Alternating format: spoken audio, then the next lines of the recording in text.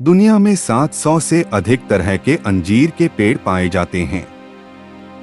अनेकता में एकता के प्रतीक इस असाधारण पेड़ को इंडोनेशिया और बारबाडोस जैसे देशों में तो राष्ट्रीय चिन्ह का भी हिस्सा माना गया है। हालांकि इसने सभ्यता की शुरुआत के साथ ही इंसानी सोच को प्रभावित किया है। हिंदू, जैन और बौद्ध धर्म में इसकी शुरू से ही पूजा होती रही है। बिहार के गया में बोधि वृक्ष ऐसा ही एक पेड़ है। बोधि वृक्ष एक पीपल का पेड़ है जो भारतीय अंजीर प्रजाति में से ही एक है। भारतीय इतिहास में इस पेड़ को काफी पवित्र माना गया है। बोधि वृक्ष वही पेड़ है जिसके नीचे बैठकर 531 ईसा पूर्व सिद्धार्थ गौतम को ज्ञान की प्राप्ति हुई थी और वे आगे महात्मा बुद्ध के रूप में जाने गए। इतिहास में इस पेड़ को कई बार मिटाने की कोशिश की गई, लेकिन 2500 वर्षों से यह पेड़ दुनिया को शांति और अहिंसा का संदेश दे रहा है। माना जाता है कि बोधि वृक्ष को काटने की सबसे पहली कोशिश सम्राट अशोक की पत्नी तिष्यरक्षिता ने की थी। तिष्यरक्षिता बौद्ध धर्म के खिलाफ थीं और जब सम्राट अशोक दूसरे राज्यों की यात्रा पर थे तो उन्होंने धोखे से बोधि वृक्ष को कटवा दिया, लेकिन उनकी यह कोशिश कामयाब नहीं हो पाई और बोधि वृक्ष फिर से उठ खड़ा हुआ। यह वही बोधि वृक्ष है जिसकी टहनियों को सम्राट अशोक ने अपने बेटे महेंद्र और बेटी संघमित्रा को सौंपकर उन्हें बौद्ध धर्म के प्रचार के लिए श्रीलंका भेजा। उन टहनियों को उन्होंने श्रीलंका के अनुराधापुरा में लगाया था, जिससे दुनिया को एक और बोधि वृक्ष मिला। यह पेड़ आज भी वहां मौजूद है और दुनिया को शांति और अहिंसा का पैगाम दे रहा है।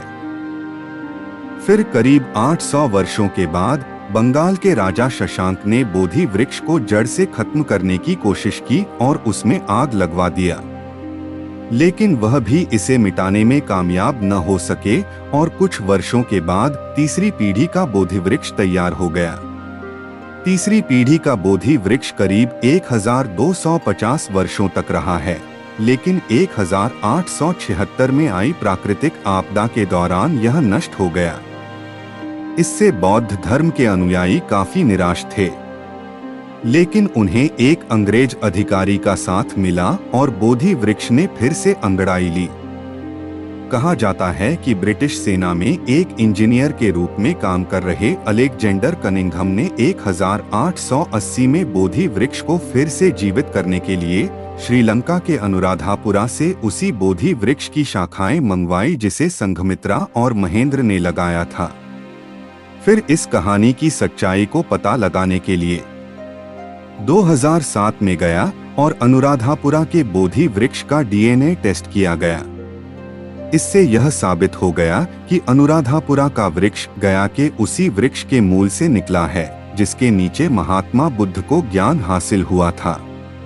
इस तरह गया में फिलहाल चौथी पीढ़ी का बोधि वृक्ष है। 5वीं सदी में बौद्ध भिक्षु महानाम ने महावंश महाकाव्य की रचना बोधि वृक्ष के इर्द गिर्द ही की है।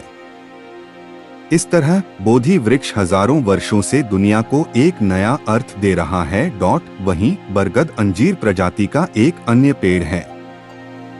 इसकी उम्र हजारों साल होती है और यह भारतीय संस्कृति और दर्शन का अभिन्न अंग है। बरगद के पेड़ काफी विशाल होते हैं और इंसानी सभ्यता के विकास के साथ इसे जीवन और उन्नति का प्रतीक माना जाने लगा।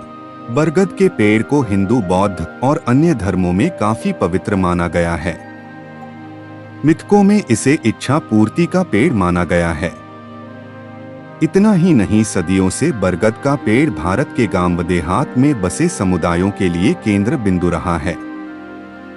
यह काफी फैलता है और बड़ा हो जाने के बाद अपने आप में एक जंगल की तरह होता है। बरगद की छाव न सिर्फ राहगीरों को राहत देती है बल्कि इसके नीचे ग्राम सभाएं भी लगती हैं। यही कारण है कि इसे देश का राष्ट्रीय वृक्ष माना गया है।